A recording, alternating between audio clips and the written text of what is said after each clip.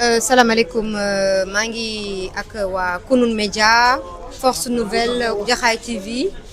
ñu am suñu frère suñu xarit Yaya Badji bu FNDR responsable FNDR ñu toog ak moom nii ku wax FNDR wax Alpha Thiam Yaya ñi ngi lay dalal di la nuyu. dal baax sama sœur Ndeye Diané maa ngi lay nuyu di la sant ci teewaay bi et puis tamit di sant sa équipe bi nga àndal muy waa Kunun Média.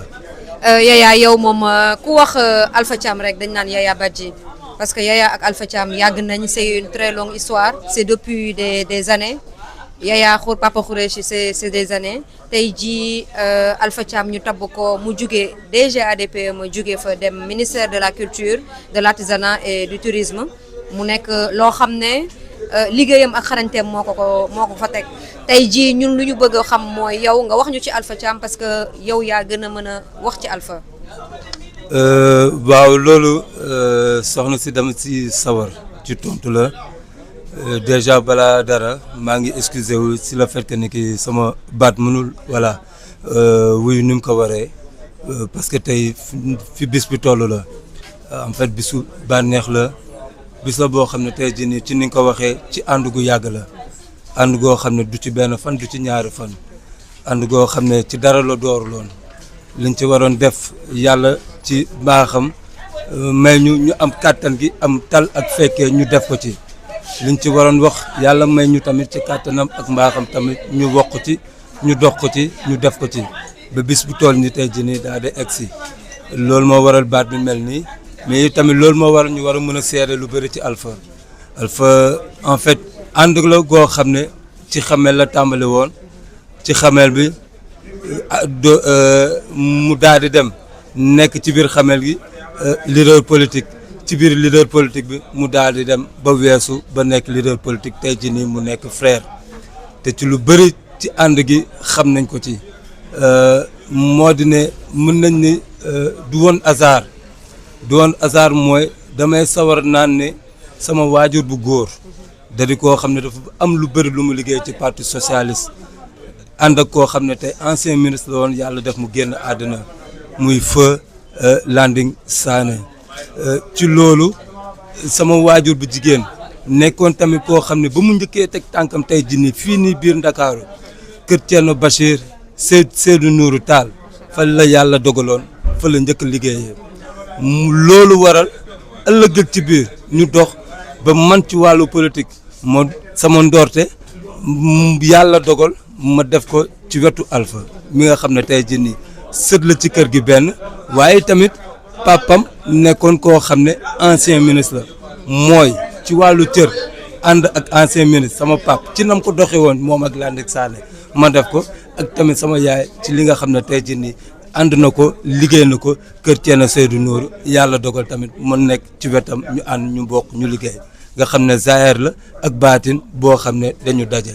ci wàllu googu nag lañ ci waroon def lépp def nañ ko ci moo tax tey jii nii ànd gi nekkatul ànd politique wala àndu xameel mais déedéet mais dañ dem ba nga xam ne tey jii nii diggante raq la ak mag goo xam ne ñoo war a rafetal. dëgg la léegi Yaya ñun dañu bëgg nga wax ñu yow xam nga Alpha ak rigueuram yaay Alpha ak xadaram Alpha ak engouement wam si liggéey parce que yow mën nga ci wax dara par rapport ak ni mu nekkee woon Sonatel jaar-jaaram bu mu jógee Sonatel ak ba mu dem ADPE ba tey jii ñëw ministère ñu bëggoon nga wax ñu ci dara quoi ci ndax ñi nga xam ne xamuñu dëgg Alpha liñ ko naan Alpha militaire la loolu bëggoon nañ nga wax ñu ci tuuti. Alpha militaire la liñ ci mën a wax ci lu gàtt rek moo ne koo xam ne jot na def service militaire français la servir na armée française ba noppi ci ginnaaw loolu mu dellu bu waroon mën a liggéeyee français toog waroon mën a servir administration française mais defu ko ci bëgg gi mu bëgg réewam ci ndaw gi nga xam ne xam na li ko war ci diggante moom ak état Sénégal wala moom ak nation ak patrie sénégalaise mu dellu su mën a xaaral te balaa maa dem servir tey jii nii tubaab yi gannaaw am naa jàng bi ak xam-xam bi ak mën-mën bi mën a déedéet balaa maa toog foofu noonu liggéeyal tubaab bi bàyyi ma dellu sama liggéey ci bëgg sama liggéey sama réew gëm sama réew ma dellu liggéeyal sama réew Alpha daal di ñëw Sonatel daal di fi liggéey 2004 la servir Sonatel ba nit nii yàlla dogal président woo ko am lu mu ko dénk ci ndombal tànk ci 2004 boobu noonu ba 2000 mën naa ne 25 ci lay soog a génn Sonatel mooy ci première nomination bi nga xam ne son excellence le chef de l'État monsieur Bassirou Diomaye Diakhar Faye am confiance kóolute ba dénk ko léegi nag ci wàllu liggéeyam Sonatel képp koo xam ne tey jii ni yaa ngi Sonatel xam nga ni tey ci wàllu société bi nga xam ne côté en bourse fii Sénégal ñu dégg ko xam ko Sonatel mooy ki nga xam ne tey jii nii mooy la référence c'est une référence nationale comme une référence internationale te moom ci wàllu référence googu noonu am na loo xam ne ci wàllu xameel ak ci wàllu yëngu-yëngu ak rigueur ak tey jii nii xam-xam jot na ko fa liggéey ci ñun ci luñ ci xam ci lu bëri parce que yàlla dogal ne par le fait du hasard mun naan du hasard sax mais par le paradoxe moom ba muy nekk Sonatel man maa ngi woon Tigo Sénégal di ko servir ma xam dara ci télécommunication moom il était dans le cœur même de la télécom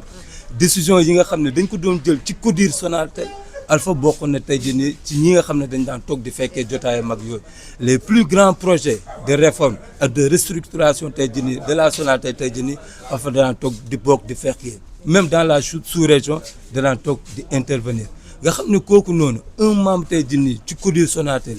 di toog di joxe xam-xamam di joxe tey jii nii xalaatam ci mbir yi ni muy doxee ak Sonatel fi mu egg tey jii nii ci dayo ci biir Sénégal ak tey ci biti Sénégal nga xam ne tey kooku gérer une boîte comme l'ADPME tey ndax yàlla may na ma am chance ñu ci gunge gi ma dem ma toog ma bokk ma servir tam ci biir boîte bu mel ni ADPME politique de restructuration boobu noonu la mu xam biir Sonatel mu indi ko ADPME moo tax tey jii nii ngeen dégg li ngeen dégg ci riir tey ci ADPME moo tax c'était pas un hasard tey ñu dégg ADPME fi mu toll nii juste parce que dans le passé moom il a eu à servir il a eu tey jii nii à faire tey jii nii en termes d'expérience d'expertise ak tam de compétence traduire quelque chose boo xam ne lu mu yàgg nàmp la te nàmp gi tamit du dara ki ko waral rek la suñu papa suñu dénkaane suñu xarit suñu njiit suñu kilifa mooy le ministre Khoureyssi Thiam le premier docteur en sciences politiques du Sénégal te ñu bëri wuute ko te ñàkk ko xam par rapport à cette génération bii nga xam ne tey jii moo ngi soog a juddu bees lu ñu war a xam la lu ñu war a gëstu la nit ñu mel noonu icône yooyu noonu figure emblématique yooyu noonu ñun ñoo jara tey jii nii gëstu ji xam ko mooy le ministre suñu papa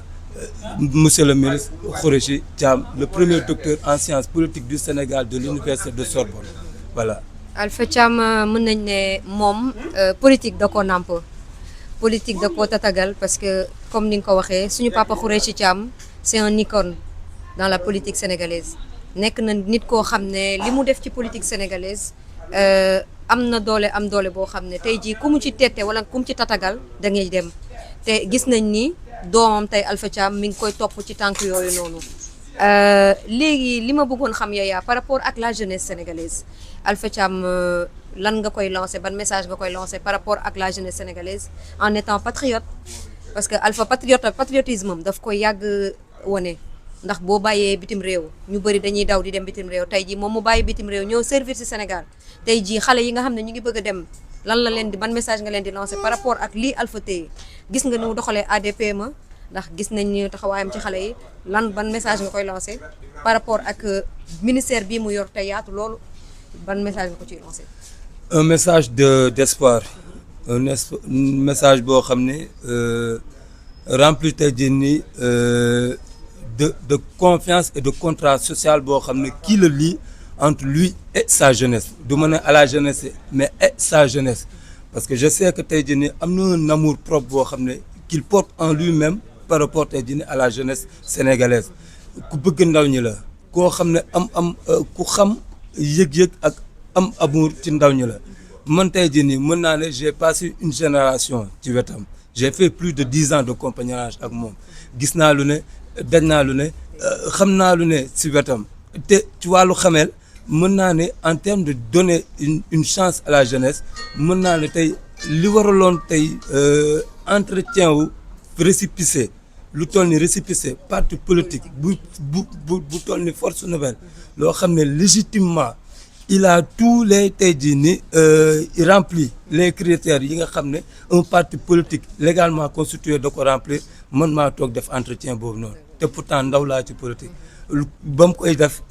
mën naa ne samay at néewoon na te loolu une chance la boo xam ne booy jox à la jeunesse pour leur dire que ni ki si c'est en politique l'espoir tamit il est permis pour leur dire tamit ni ki si c'est en matière professionnelle ou bien en matière d'apprentissage l'espoir il est permis la deuxième chance elle est toujours là l'espoir tey jii ni ne quitte kenn ci ñun ci koo xam ne tey jii am na bëgg-bëgg ak yëg-yëg ak amoo tey jii pour sa dëkk ak tam pour sa nation ak sa patrie Alpha c'est le message qu'il lance aujourd'hui à la jeunesse léegi ñu ko jox muy culture artisanat ak tey jii tourisme je dis que ni c'est une porte qui est grandement ouverte tey jii à la jeunesse toute personne tey jii qui est tey jii porteur d'espoir ak tam de projet porteur tey jii d'une inspiration tamit porteur tey jii d'une source tey jii de compétence moi je te dis que ni ki ADP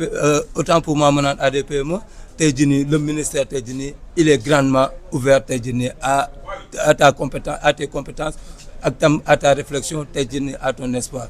ministère baa ngi fi buntam amul ay audience wala ay protocole à n'en plus finir non peut-être que les histoire de respecter les choses étatiques ak ju demoon la forme mais du numéro du buntam du këram du leen ci moom loo xam ne am na ci xaar ma yàlla wala xaar ma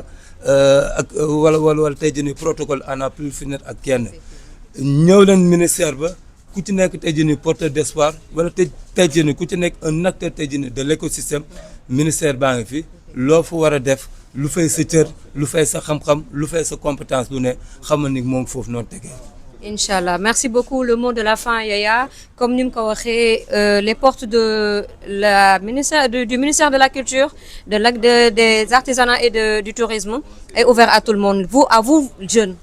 dem leen foofu ngeen postuler fa bu ngeen amee ay projet dem leen ngeen yóbbu ko fa Alpha Thiam mi ngi leen di xaar ces portes sont grandes ouvertes pour tout le monde Yaya une dernière question FNDR dans les prochaines séances dañuy xaar mu dugg mu toog ci coalition Diomaye président wala dafay génn dem ci prochaines séances yi ñuy waaj a tambal muy élection municipale yi. loolu dama ci sawar di tontu. dafa mel ni tey kàddu gi mujj joxe léegi nii ci bañee def passation de service bi